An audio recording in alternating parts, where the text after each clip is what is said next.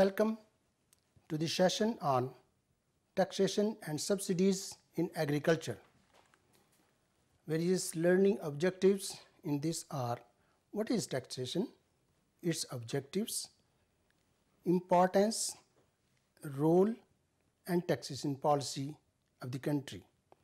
Agriculture taxation is another objective, its importance, argument in favor and against agriculture taxation, state on tax revenue and gross state domestic product, and then case for additional tax.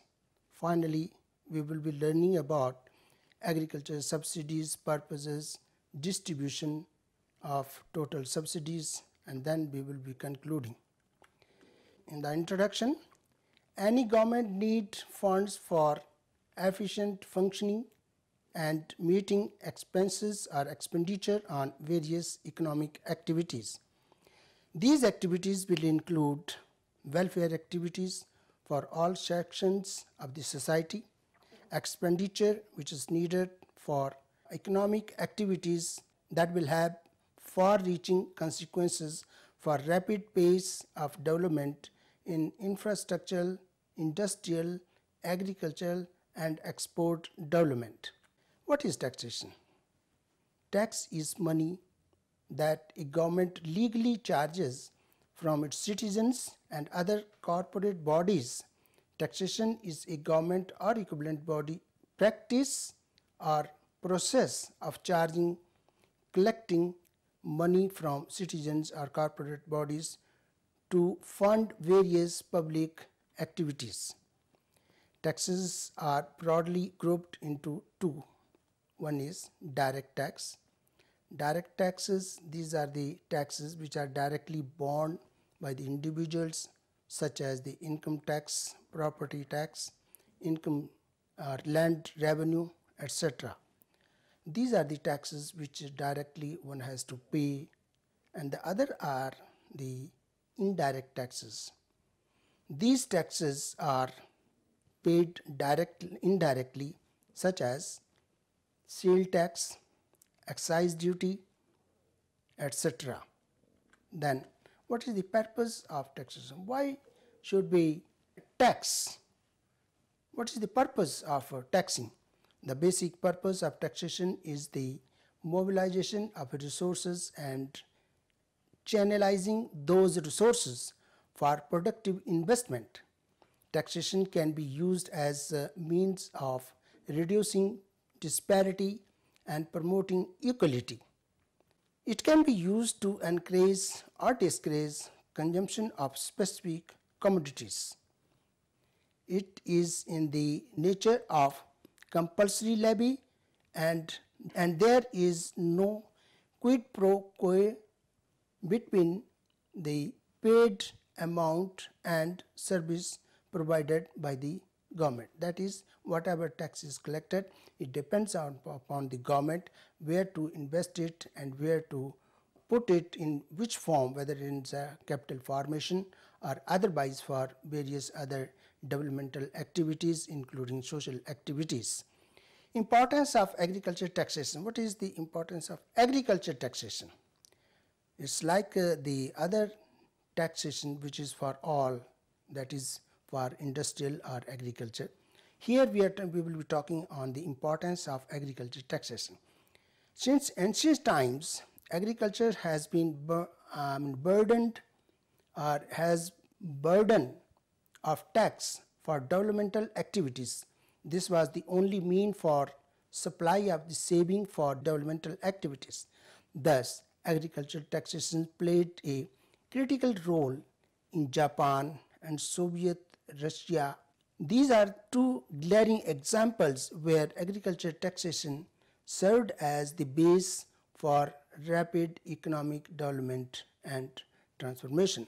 In fact, these countries basically earlier depended more on agriculture, and especially in Japan during Meiji period, the agriculture was taxed very highly, and whole the surplus was invested in non-agriculture sector, which helped in developing the non-agriculture sector, and simultaneously it helped the agriculture sector also by way of investing those taxes which are obtained from the non-agriculture sector also later and then invested into agriculture. It is hoped that the tax would help in agricultural commercialization.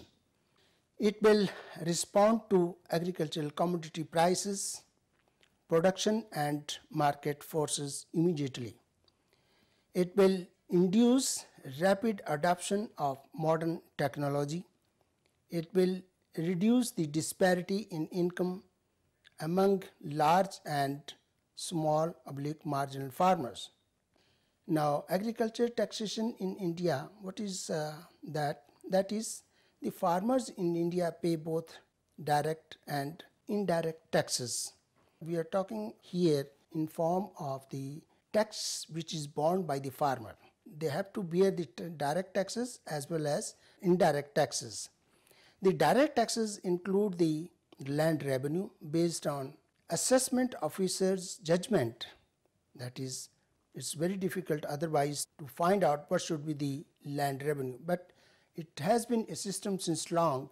There has been the assessment officers which on the basis of their judgment they have been giving what should be the rate for the land revenue.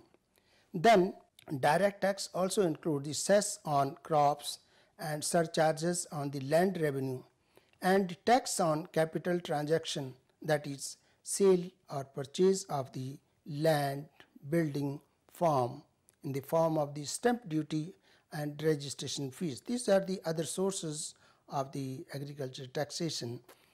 And other agriculture taxes, the farmers are consumers also. The farmers as consumer pay indirect taxes also, such as the excise duty, sale tax, import tax. These have become more important today in agriculture modernization period. There is rebate on agriculture income today in India, but maybe sometimes it will be taxed in coming times. State tax revenue. What is the source of the state revenue? It's mainly the tax and then other registration fees or stamp duties or the penalties, or these are the revenue of the state, but mainly it is the revenue from the land. In India, taxes are levied by central government as well as the state government. State tax revenue is determined by the states. Revenue depends on the tax collection, on tax revenue and its share in the central tax revenue, which is determined by the Finance Commission. So in other words, the revenue in the state is either from the both sources, from the state taxes itself, that is revenue etc., from the state only, and then the part which is taken, which is given by the center for the state, which is determined by the Finance Commission. On other sources, on tax revenue comprises of tax income from the several sources, notably the VAT, state excise duties and commodity specific taxes, land revenue, stamp duty and registration. What is the share of the tax revenue, which is mainly from the land? If you see the figures for the tax revenue, it is all the times it has been less than 10% in almost all the states. Now, if we see the figures from 2012-13, it has ranged from sometimes 4% even to 10.4% in the Tamil Nadu. Tamil Nadu was highest in getting the tax revenue as compared to many other states. Northeastern states have very, very low share of taxes in the total revenue. For example, in Mizoram it is 2.4%, in Sikkim it is 5%, in Manipur it is 2.9%, in the Arunachal Pradesh it is again 2.9%, Meghalaya it is 3.9%, and minimum is in the Nagaland, which is 2.20%. So if we see the figures, it varied.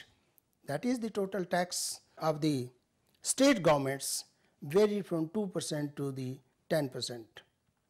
Income tax on agriculture. This is controversy, but anyway, agriculture sector falls outside the tax jurisdiction of the central government, since it's a state subject, so central government does not take initiative on that. The central government is therefore unable to tax agricultural land or income. It all depends on the boldness of the state to raise resources through the agricultural land or agriculture income tax. In fact, there is wide diversity among the states in respect of the population poverty and land holdings, as well as productivity of land, depending upon the available natural resources and investment opportunities and incentives. Then the state government have not raised even the land revenue since a very long time, and whatever the taxation has been from the very beginning after the independence, that continued, and that is for the cheap popularity. This is just to appease the people for getting the votes. That's a vote bank type of the thing. Thus, agriculture taxation depends on state policies, whether they charge it or not, and whatever the revenue rate they put, depending upon the judgment. Other is, agriculture has to supply large food surplus and raw material for raising economic standards. Some strategy is needed to work out this to raise the state income, especially when it depends on agriculture. What is the case for the additional taxation on agriculture? Agriculture contributes in tax revenue. Tax revenue is very low as per previous figures which I have just mentioned. It is necessary to increase the tax, increase the revenue through taxation, or because of that the taxation in the state, present taxation policy in the state, the revenue in the state is very less. Tax is a major source for expenditure for economic development. Agriculture can contribute to it. Government invested huge amount in agriculture, but little flowed back. In spite of lot of government efforts which the government has been putting in the form of the capital formation for the development in a big projects which individuals cannot afford to put, lot of expenditure is needed. But it has of course helped the public investment has, or the government investment has helped lot in raising the capital formation, but nothing has come out of that, or nothing has flowed back in the form of the tax to the government. Improved agriculture has increased disposable income of the farmers due to technology and various other factors which the public sector has been putting. Many farmers now have higher income and bear no tax burden. But that is not a fair thing.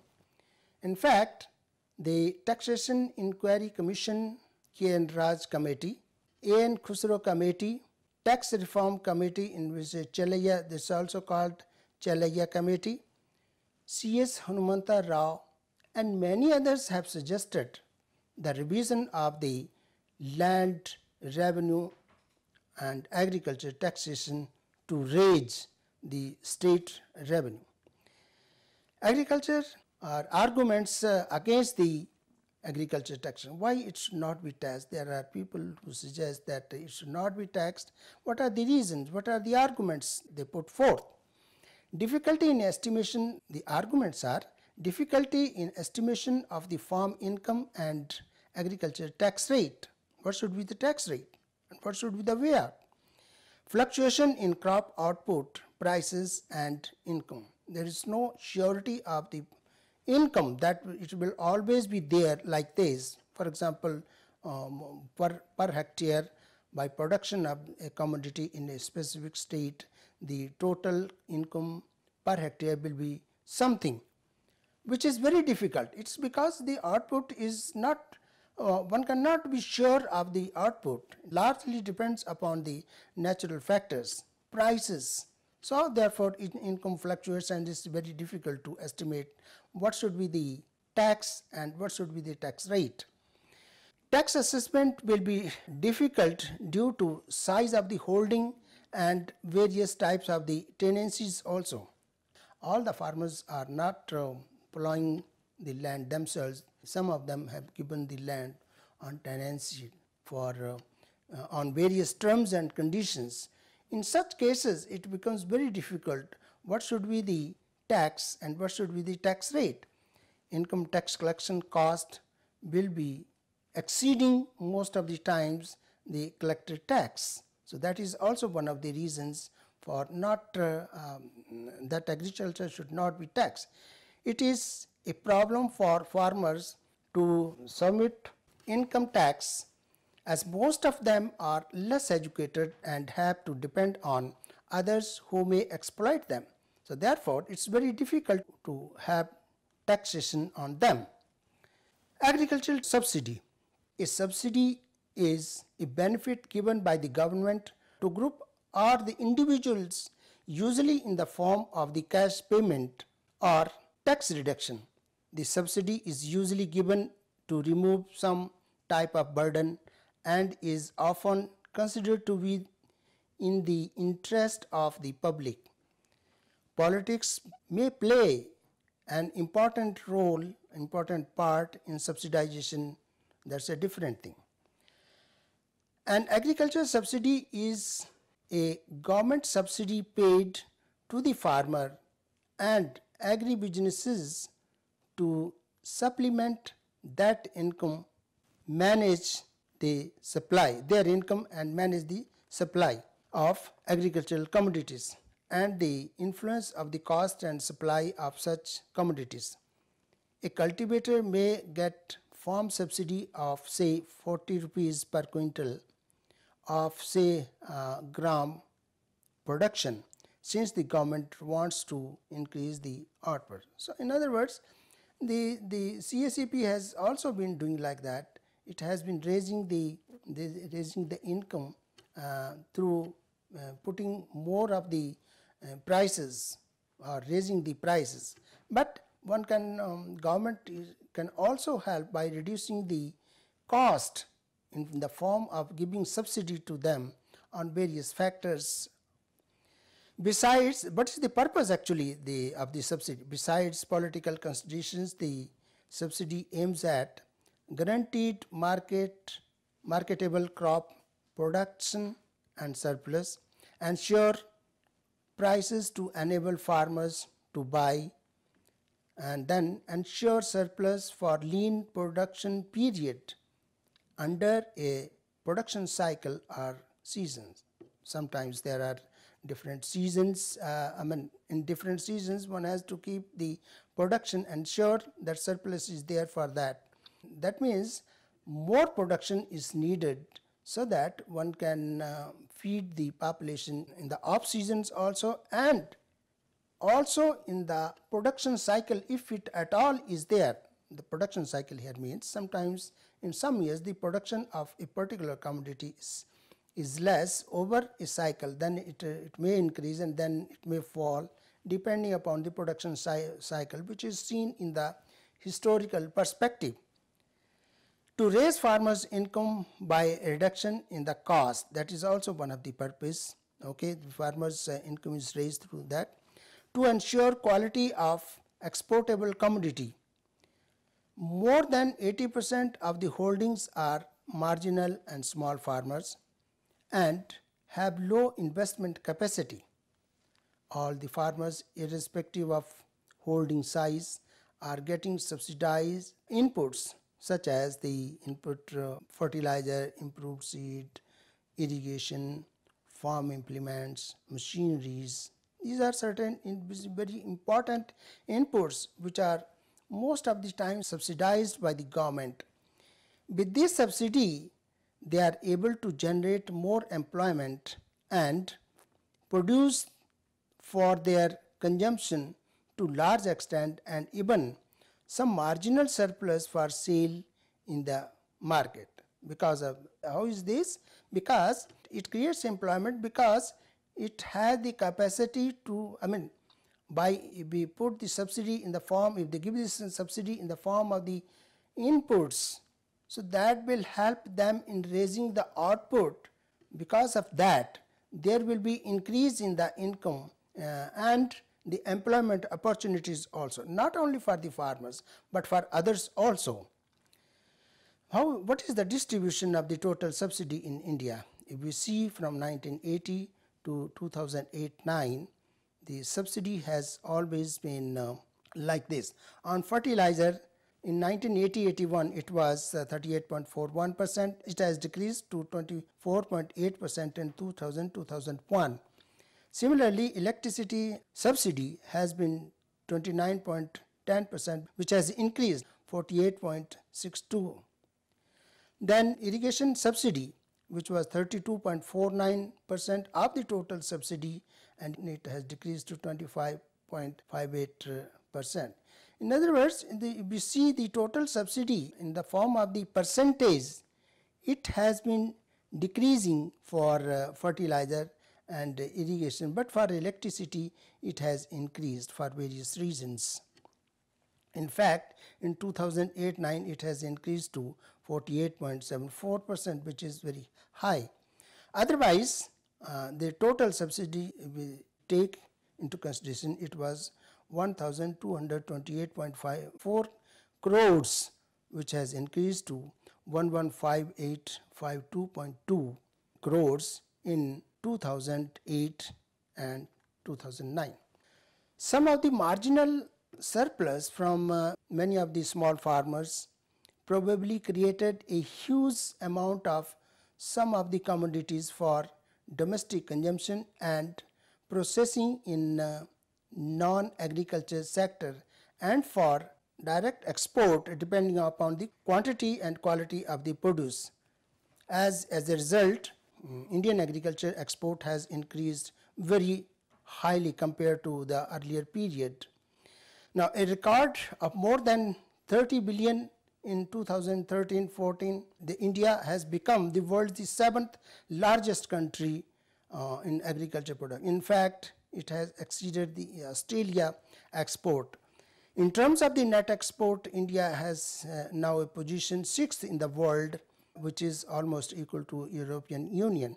Indian government support both production and export has contributed to the rapid growth in shipment, which are increasingly destined developing countries and least developed countries. We see the figures, the shows that there has been phenomenal change, phenomenal increase in the total export.